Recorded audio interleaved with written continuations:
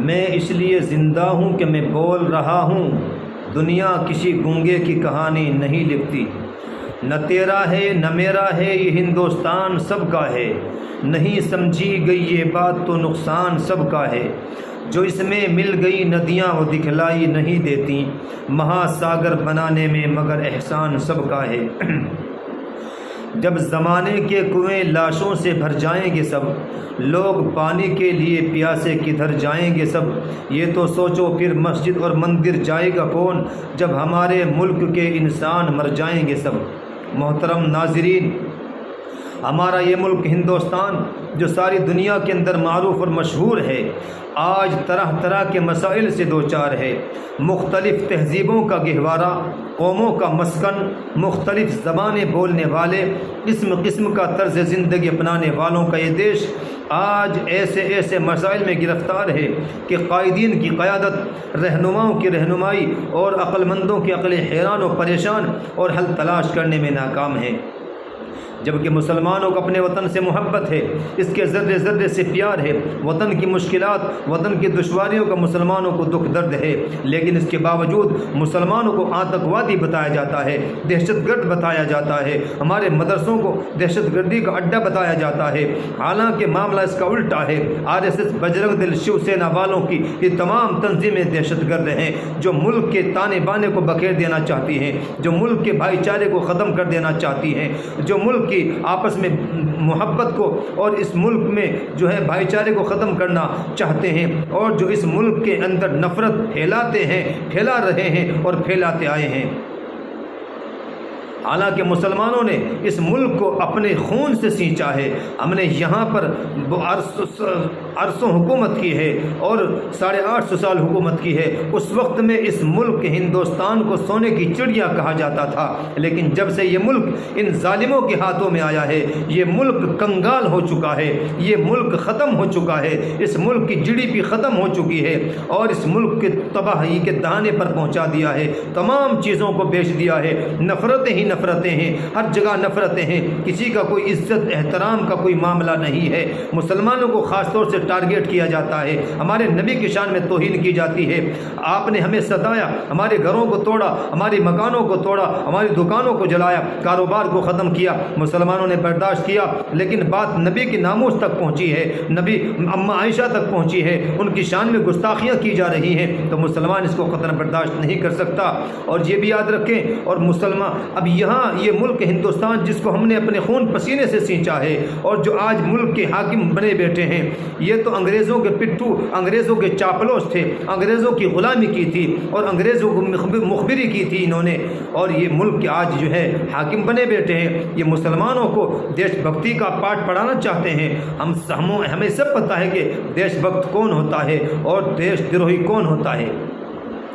بڑا افسوس تو یہ ہے کہ قانون کا یہاں پر کوئی راج نہیں ہے، جنگل راج ہو چکا ہے، قانون کا کوئی راج نہیں ہے۔ حکومت کے ہاتھوں میں اگر حکومت ہے تو وہ انصاف کرے، وہ مظلوموں کا ساتھ دے، لیکن یہاں ظالموں کا ساتھ دیا جاتا ہے۔ نبی کی شان میں گستاخی ہے تو ان کو عزت و احترام دی جاتی ہے اور ان کی حفاظت کی جاتی ہے، اور جو نبی کی شان اقدس کے خلاف جو ہے گستاخی کرنے والوں کے خلاف کھڑے ہوتے ہیں، پروٹیسٹ پرامن طریقے سے کرتے ہیں مسلمان، ان کو جیلوں کے اندر ڈال دیا جاتا ہے، ان کے مکانوں کو توڑ دیا جاتا ہے، دکانوں کو جلا دیا جاتا ہے، ان پر بے تحاشا ڈنڈے برسائے جاتے ہیں۔ حالانکہ ہمارا یہ قانونی ادھیکار ہے کہ ہم قانون کے دائرے میں رہ کر کے سب کام کریں اور کرتے آئے ہیں، لیکن قانون کو اگر توڑا ہے تو ان ہندوؤں نے، ان RSS کے کتوں نے، ان RSS کے پٹھوں نے، اور جنہوں نے جس حکومت نے ان کو چھوڑ رکھا ہے، انہوں نے قانون کو توڑا ہے۔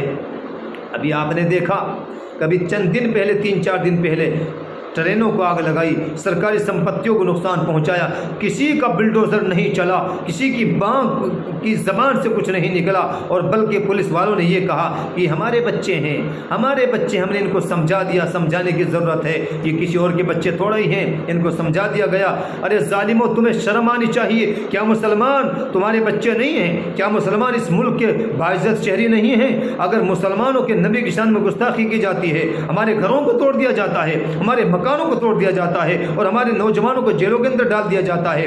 तुम्हें शर्म नहीं आती? जालिमों, ये मुल्क ऐसे नहीं चलेगा, ये मुल्क संविधान से चलेगा। हमारी मोब लिंचिंग होती है, किसी की ज़बान नहीं खुलती। मेरे भाइयों, ये जो नेता हैं जो हमारी वोटों से मुंतखब होकर के जाते हैं, इनकी ज़बानें भी नहीं खुलती। ये भी अपनी हुकूमतों के चाटुकार हैं, बिल्कुल नहीं बोलते और हुकूमतें भी कुछ नहीं करती हैं। तुम्हें हया आनी चाहिए, शर्म आनी चाहिए। और मुझे तो अफसोस होता है ऐसे लोगों पर जो डिबेटों में जाते हैं और उनसे सवाल जो है एंकर यही करते हैं कि ये मुसलमानों में पत्थरबाज हैं, मुसलमान पत्थरबाजी कब बंद करेंगे। और कान खोल करके सुन लो, डिबेट में जाने वाले भी और इसी तरीके से ये टीवी एंकर भी, ये गोदी मीडिया वाले भी सुन लें, पत्थरबाज इन लोगों में है। हम तो पुरअमन तरीके से एहतिजाज करते हैं, हमने कभी पत्थरबाजी नहीं की। मुसलमान इन चीज़ों में यकीन नहीं रखता है, हमें बदनाम किया जाता है। आरएसएस के लोग वर्दी पहन करके उस हमारे मजमे में घुस जाते हैं और पत्थरबाजियां कहाँ से होती हैं? मंदिरों से भी हुई हैं, मंदिर से गोली चली है, जिसको गोली मुदस्सिर को लगी है। और इसी तरीके से और लोगों को, एक गैर मुस्लिम भाई ने खुद कहा है कि पहले पत्थरबाजी मंदिर से हुई है और गोली मंदिर से चली है। तुम्हें शर्म नहीं आती? ये तमाम वीडियोज़ होती हैं, पत्थरबाजी हमेशा तुम्हारी तरफ से होती है। अगर हम उनका जवाब देते हैं तो फिर ये तमाम का तमाम हमारी तरफ मामले को मोड़ दिया जाता है। गैरत करो, शर्म करो।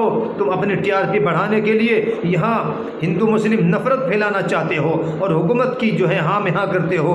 तुम्हें बख्शा नहीं जाएगा, ये देश के लोग तुम्हें नहीं बख्शेंगे और तुम बर्बाद हो जाओगे, ये मुल्क बाकी रहेगा। इसलिए मैं डिबेट में जाने वालों से कहता हूं कि तुम ये क्यों नहीं कहते वहां कि पत्थरबाजी उनकी तरफ से हुई है। पत्थरबाजी हमारी तरफ से नहीं होती, उनकी तरफ से होती है। और फिर उन्हीं को पुष्ट पनाही भी हासिल है और उनको छोड़ दिया जाता है, उनको इज्जत के साथ रखा जाता है। मुसलमानों को ही मारा जाता है, डराया जाता है, धमकाया जाता है। ये तमाम मुसलमान और इस्लाम टारगेट है, निशाने पर हैं, इसलिए कि इन्हें इस्लाम से नफरत है, मुसलमानों से नफरत है, इनके नाम से नफरत है, इनके इस्लाम से नफरत है। याद रखिएगा, ये हिंदू मुस्लिम इत्तिहाद को हिंदुस्तान से ख़त्म कर देना चाहते हैं और हम इसको नहीं होने देंगे इंशाअल्लाह।